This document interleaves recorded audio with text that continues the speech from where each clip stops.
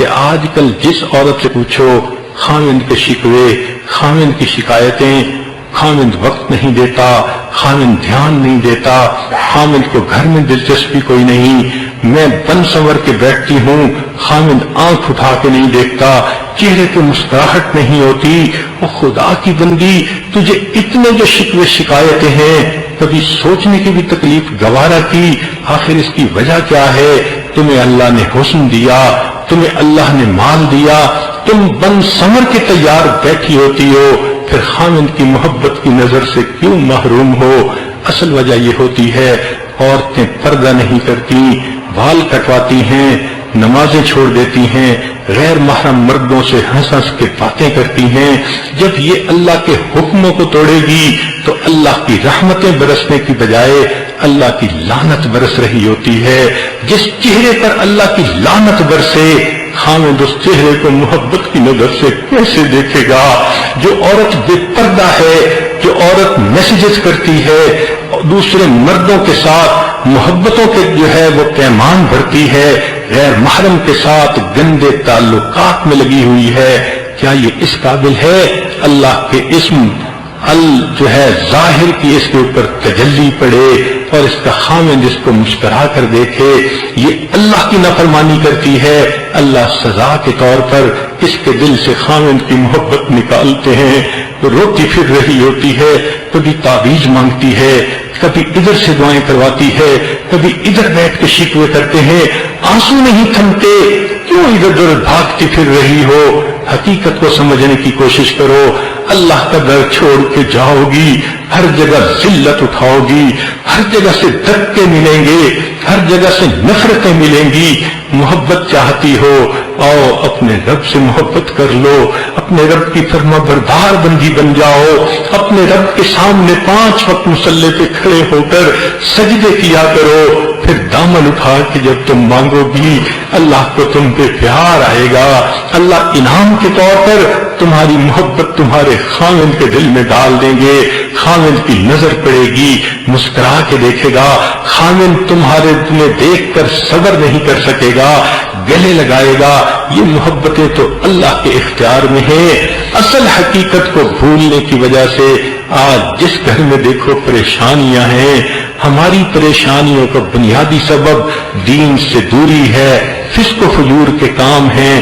آج کی عورت کو سنت کا پتہ نہیں ہوتا، آج کی عورت رسم و رواج جانتی ہے، آج کی عورت غیر انگریزوں کے بنائے ہوئے طور طریقوں کو اپناتی ہے، بچوں کو بھی اسی راستے پہ لگاتی ہے۔ اے کاش یہ اپنی حقیقت کو سمجھتی کہ میری زندگی کا سکون کس میں ہے، تو یہ اللہ کے در کو پکڑ لیتی۔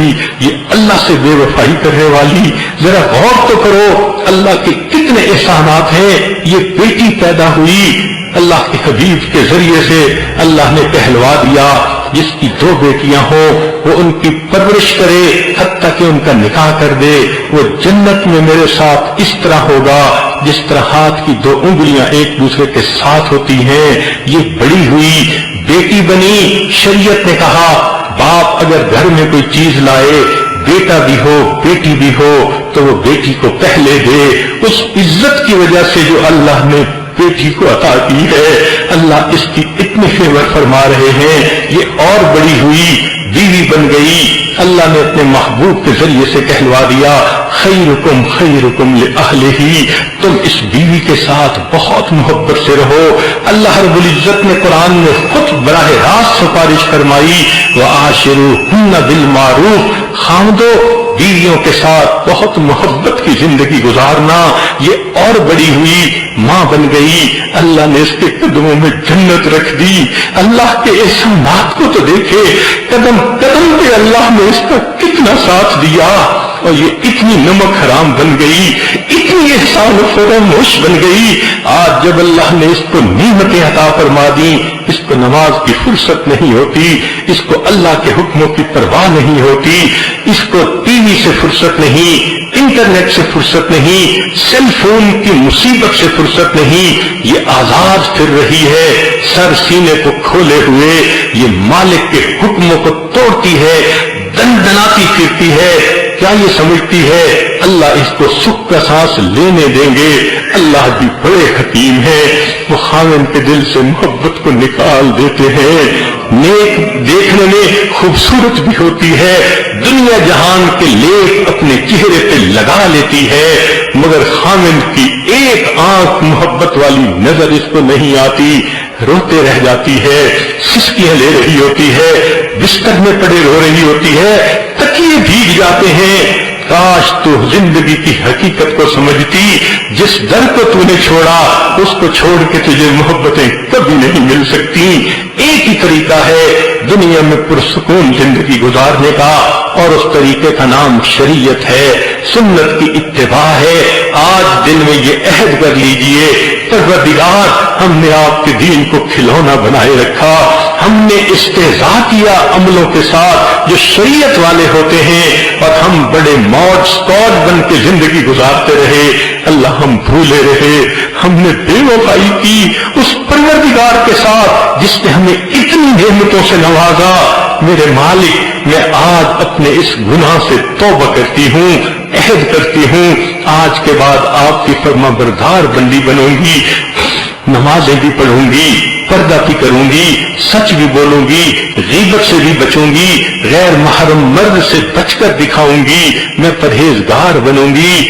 جب تم طیبہ بنو گے، رب کریم کا وعدہ ہے، الطیبات للطیبین والطیبون للطیبات، اور اگر تم خباثت والے کام کرو گی تو رب کریم نے تو پہلے ہی بتلا دیا، الخبیثات للخبیثین والخبیثون للخبیثات۔ اللہ تعالی ہمیں گناہوں بری زندگی چھوڑ کر نیکوکاری پرہیزگاری کی زندگی اپنانے کی توفیق عطا فرمائے۔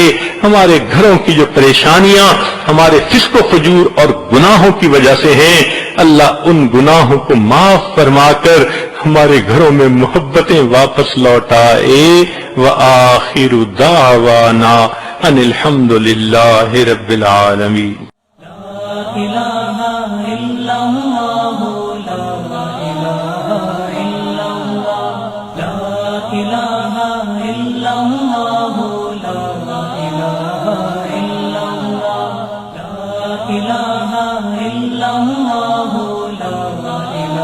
إله